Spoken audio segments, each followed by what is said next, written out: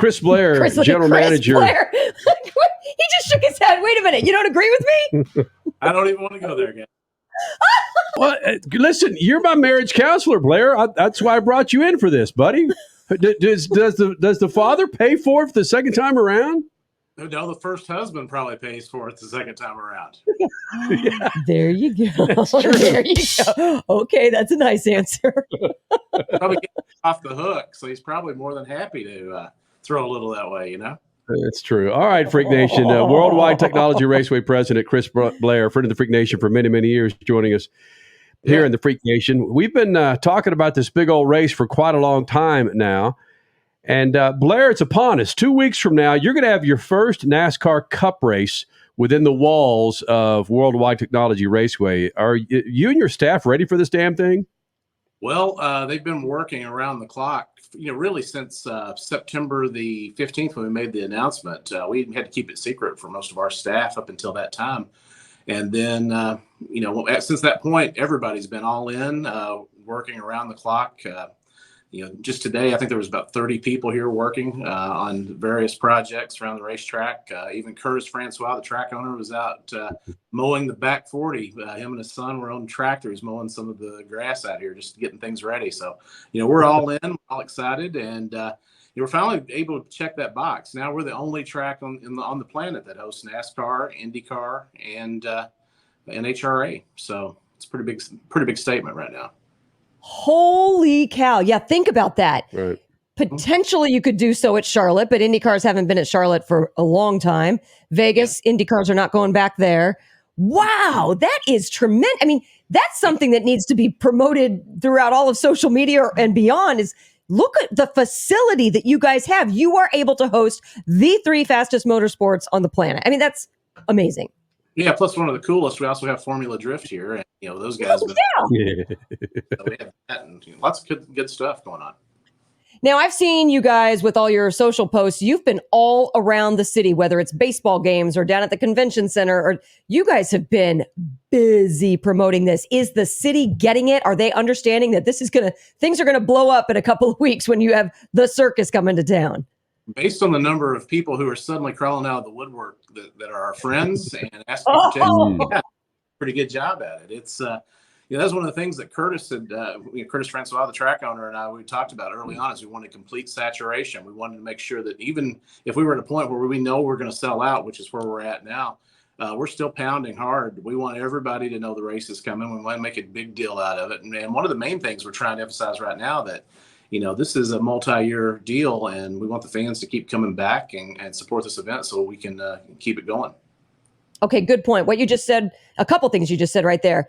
You believe it's going to be a sellout. Okay, I'm just going to say it's going to be a sellout. If someone doesn't get tickets for this year, and because of you saturating the market, they're pretty bummed about it, when do tickets go on sale for the next one? Well, we're going to start renewals on site. We've got some lovely gifts to take home with them, and so we'll be doing renewals on site, and then from there, probably just a few weeks after, we'll start the overall process for everyone. That's perfect. But one thing that you emphasize is, the Cup race is going to be close to, if not sell out for Sunday, but you have a big event there on Saturday as well. The truck race and the entertainment there, my friend, is pretty solid. Oh yeah, that's the one thing I didn't realize how many Nelly fans there were in the world, even in my neighborhood. So my neighbors have all been hitting me up for wanting to know how they can get down close to the stage to see Nelly. So we have him performing after the truck race, so on Saturday. Plus, we have an event that we call the Thrills and Throttles. We have some stunt teams and some car show stuff going on with that right after the Truck Series race.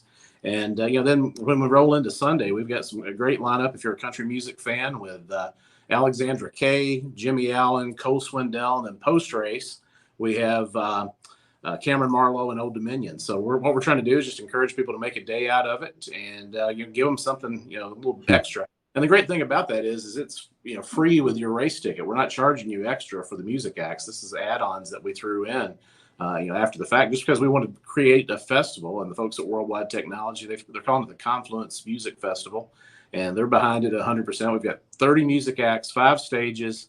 It's going to be a really big show. 5 stages.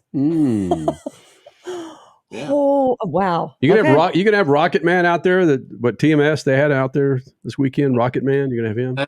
few other things. We've got some a stunt team that's going to be performing on the front stretch on Saturday, and we've got some pretty cool stuff. We've got a B-1 bomber that's going to be part of the flyover. Aerial flight team that's going to fill in shortly after that. Then we've been working on the pyro budget. I was talking to my pyro guy the other day. He had to actually go back to the home office and get the owner of the company to sign off on what we're wanting to try to do on the backstretch. Well, look at the picture right behind you. To us, it looks like your right shoulder. I mean, look at that. That's speaking of pyro. You guys know what you're doing there. Yeah, that's from our IndyCar race, and I had some folks from Fox that were in here a few weeks back, and showed them. I said, "Hey, that's what we're going to do on the parade lap. Make sure you don't miss it." And so, hopefully they get it when it goes off. So hopefully I don't scare too many of the drivers either, because the first time we did it to IndyCar, we threw a whole lot of stuff at it, and when it went off, you could actually feel the heat over the grandstand. So it was pretty spectacular. We loved that one. Yes. Singe their eyebrow. No, that's what we're shooting for. Okay. Worldwide Technology Raceways, Chris Blair here in the Freak Nation. Get your tickets now. Make a point to hang out that weekend. You heard about the party. First weekend of June at Worldwide Technology Raceway. And you look at your lineup.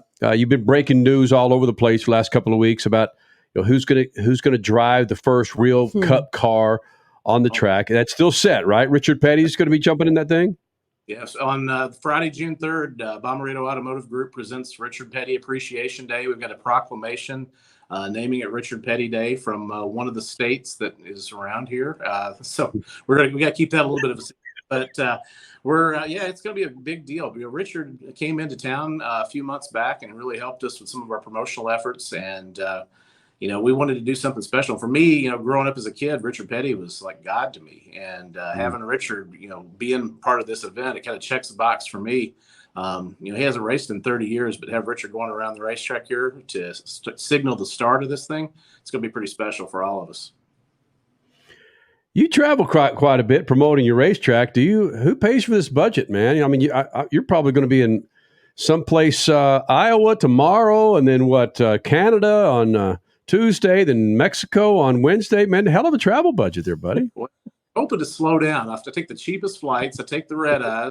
I was up at Indy yesterday, but I drove up and back, just to kind of get it knocked out because I need to get back here to work. So we're very budget conscious on some of that. There's no private jets right now.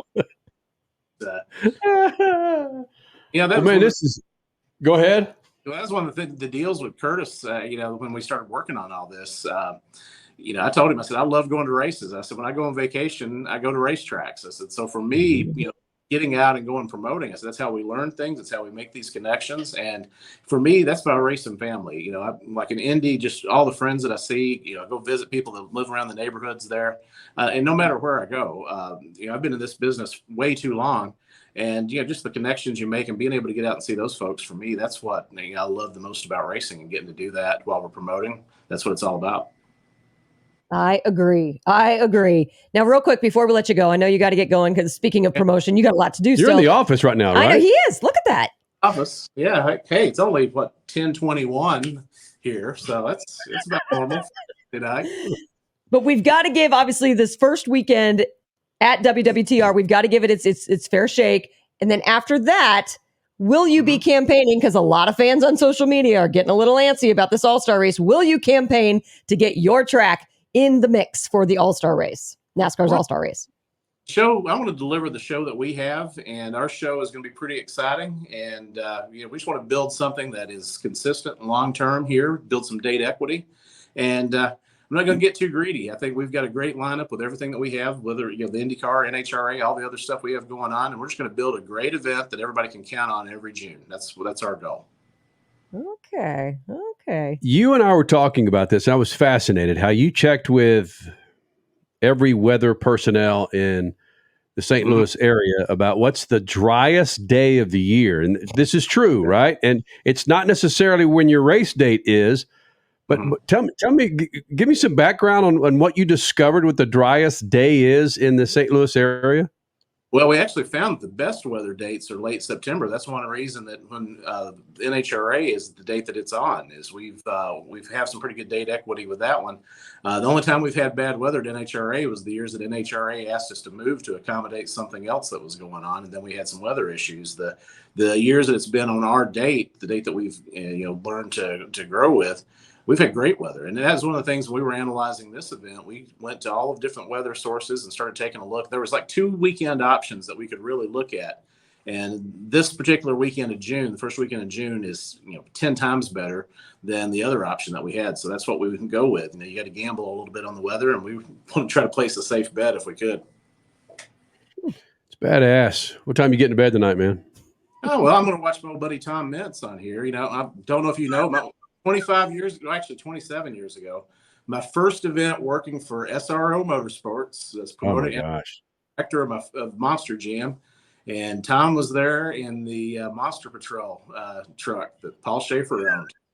So that tells you I've been at this. And so yeah, no, Tom, we had some good times back in those days. We were both a lot younger and a lot dumber back in those days, and had some fun. That's badass. It's such a small world. I'm going to watch that before I wrap it up and turn it in for the night, for sure. All right. Well, we're looking forward to getting out there and being a part of the madness. Thank you for including us in what is to be your first Cup race coming up, buddy. No one I'd rather share the weekend with than you two, just so you know. Okay? Golly gee, thanks.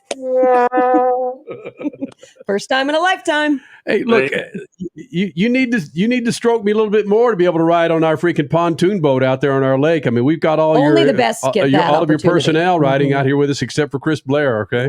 Yeah. Hey, first week in November, I'm going to hijack that thing if I have to. Take it out myself. Okay. All right, Blair. Thank you, buddy. I love you guys. All right. All right. Back at you. See you, buddy.